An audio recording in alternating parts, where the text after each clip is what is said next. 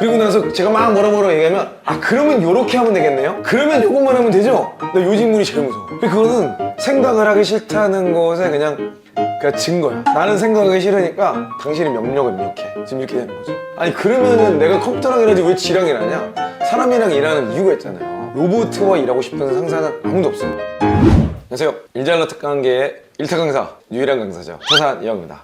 오늘은요, 제가 여러분들이 직장 생활에서 상사와의 커뮤니케이션 할 때 가장 어려움을 겪는 부분, 어떻게 질문을 해야 될까? 궁금한 것들 물어보긴 해야겠는데 잘못 물어봤다 혼나본 경험들 다들 있으시죠? 질문하는 타이밍과 방법에 대해서 한번 알아볼 거예요. 제가 구독자분들이 보니까 댓글에 그런 것들이 많이 있더라고요. 아니 뭘 몰라, 나는 신입이니까 당연히 모르지. 그럼 모르면 모른다고 왜 안 물어봤냐고 연락 막 뭐라 그래가지고 그게 막 물어보니까 넌 다 가르쳐야 되냐 이래가지고 엄청 뭐라 그래. 어찌라는 거야? 어느 장단에 춤을 추라는 거야? 그 사이에서 춤을 추라는 거야.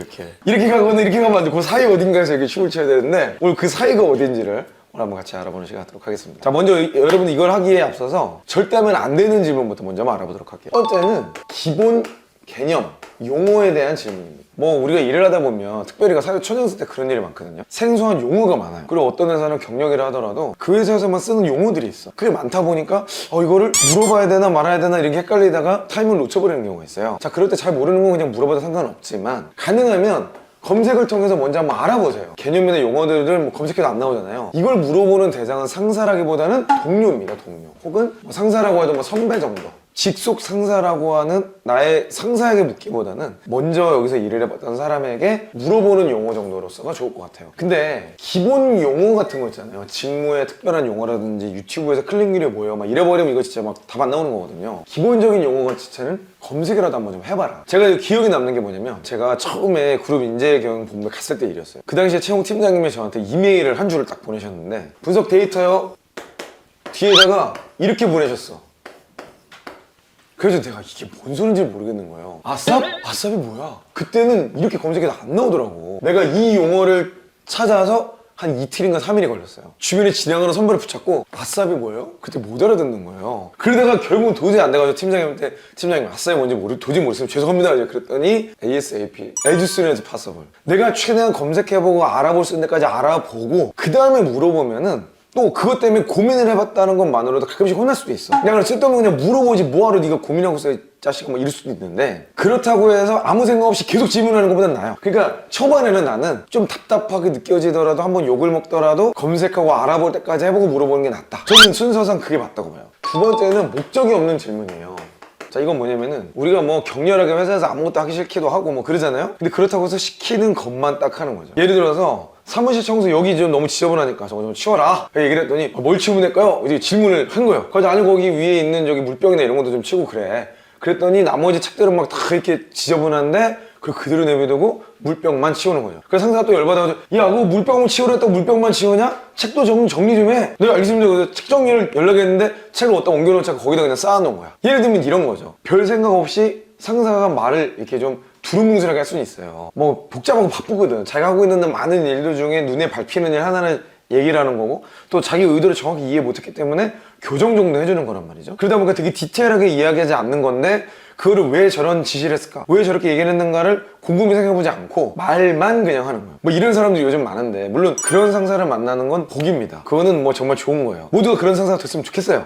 근데 그렇지 않은 상사가 더 많다는 게 현실이라는 얘기지. 어떤 일을 할 때 상사가 뭘 시키면 그게 굉장히 단편적인 일을 하더라도 의도가 맞는지 한번 체크해 볼 필요가 있어요. 그 지시를 받았을 그 당시에 내가 일을 하다 보니까 이걸 왜 시켰지? 이런 의문이 들면 그 의도를 물어봐야 돼. 그게 목적이 있는 질문이에요. 대표적인 게 이거요. 이거 하면 되나요? 이렇게만 하면 되겠죠? 이렇게만 하면 되죠. 나 이 말이 제일 무서워. 그리고 나서 제가 막 뭐라 얘기하면 아 그러면 이렇게 하면 되겠네요? 그러면 이것만 하면 되죠? 나 이 질문이 제일 무서워. 그거는 생각을 하기 싫다는 것에 그냥 증거야. 나는 생각하기 싫으니까 당신이 명령을 입력해. 지금 이렇게 되는 거죠. 아니 그러면은 내가 컴퓨터랑 일하지 왜 지랑 일하냐?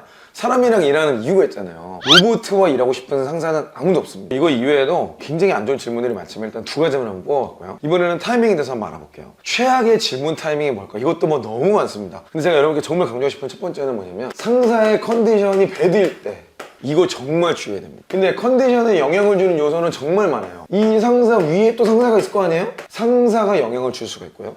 그리고 또 하나 결과물이 안 좋을 때 뭔가 자기가 의도한 대로 일이 잘 안 풀리는 거야. 그때 당연히 기분 안 좋습니다. 그리고 또 하나, 개인적으로 뭔가 안 좋을 때, 상사도 사람이기 때문에 상사가 뭔가 기분이 안 좋거나 뭔가 고민이 많거나 몸이 아프거나 이럴 때 굳이 여러분들이 질문하는 건 별로 안 좋아요. 이거는 뭐 눈치라고도 하고 고급진 용어로 센스라고 합니다. 그러니까 상사를 이렇게 면밀히 따져봐야 돼. 저 사람 보니까 이럴 때는 좀 되게 똑같은 것도 좀 되게 안 좋게 얘기하는구나. 이럴 때는 조금 주의해야 되겠구나.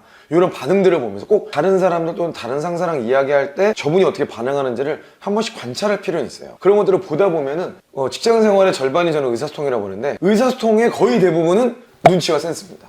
정말 일 잘하는 사람들일수록 요게 발달해요. 그래서 가끔씩은 이런 눈치와 센스가 탑재되지 않으신 분들, 제가 보기엔 일몬러들이 다 이게 없어요. 그러다 보니까 이런 분들이 이거가 좋은 사람들을 보면 가끔 질투를 합니다. 쟤는 저 사람 지문이 없을 거라고, 저 사람은 이걸로 어떻게 저 자리까지 갔냐고, 그러면서 자기 눈으로는 저게 사내 정치라고 막 욕을 하는데 실제로 그 실력인 경우가 되게 많아요. 왜냐면 자신 어떤 기획안을 통과시킬 수 있는 의사소통의 타이밍, 환경이라는 걸 정확하게 예측하고 있는 거거든요. 그러면 좀 눈치 없는 사람들은 저런 걸 어떻게 알 수가 있을까요? 눈치 없는 사람들은 이걸 어떻게 하냐고요? 그거는 뭐 몇 번 저 터져보면 아는 거예요. 그냥 들이대 봐야 돼, 그럴 때는. 그럼 연락 깨져보고, 이럴 때 얘기하면 안 되는구나. 기록을 남겨놔요. 자, 이렇게 이 말하면은 뒤통수 깨진다. 기록을 남겨서. 그래, 분석하는 수밖에 없어요. 할 수 없지 뭐. 두 번째는 정말 바쁠 때 사소한 질문을 하는 사람이 있어요. 내가 일을 하기 위해서 사소한 질문이 필요한 경우가 있는데, 상사의 컨디션이 좋을 때, 조금 여유가 있을 때, 이럴 때는 질문해도 상관없죠. 근데 상사가 그냥 딱 봐도 너무 바빠. 막 뭔가를 막 분주하게 하고, 컴퓨터가 막 모니터랑 지금 막 헤딩하려고 그러고 있고, 그런 상황이다. 그럴 때는 이런 질문을 묻는 게 상사로 하여금 굉장한 짜증을 불러일으킵니다. 그때는 주의하는 게 좋아요. 그럼에도 불구하고 내가 진짜 도저히 이거를 결정을 안 해주면 내가 일이 못 나간다. 그러면 그건 사소한 질문이 아닌 거예요. 그래서 여러분들의 성과를 내는데 아주 직접적인 영향을 주는 거라면 당연히 사소한 게 아니기 때문에 질문을 해야 되겠지만, 근데 그런 게 아니라 내 머릿속에 A, B, C, D, E를 세워놓고 내가 B를 끝내야 C로 넘어갈 수 있는데 D, E를 먼저 할 수 있는 일들이 분명히 있어요. 그럼에도 불구하고 상사가 지금 너무 정신없는데 눈치 없이 이거를 들이대는 거랑 똑같은 거야. 그게 바로 눈치와 센스가 없는 대표적인 질문 타이밍이라고 볼 수 있습니다. 자, 오늘 강의 영상에서 상사와 의사소통할 때 주의할 포인트를 몇 가지 알아봤는데요. 여기서 제가 여러분께 강조드리고 싶은 건 뭐냐면, 질문하지 말라는 게 아닙니다. 적절한 타이밍과 관점을 가지고 같은 의도를 파악하고 같은 마음을 갖기 위한 질문은 하는 게 맞아요. 다만 잘못된 질문으로 몇 번 혼나고 나서 질문에 대해서 더 안 좋은 마음과 어려운 생각으로 아예 대화 자체가 단절될까봐 이런 타이밍, 이런 방식은 피해라 라고 말씀을 드리는 겁니다. 저는 앞으로도 여러분의 직장생활에 도움이 될 만한 콘텐츠를 계속해서 만들어드리도록 할 테니까요, 상사와의 대화에서 어려움을 겪으신 포인트들을 아래 댓글로 남겨주세요. 오늘은 제가 대표적인 건 두 가지씩 말씀드렸지만 앞으로 하나씩 더 깊게 여러분께 설명드리도록 하겠습니다. 저는 다음 영상에서 더 좋은 콘텐츠로 여러분 찾아뵙겠습니다. 이상 이영이었습니다.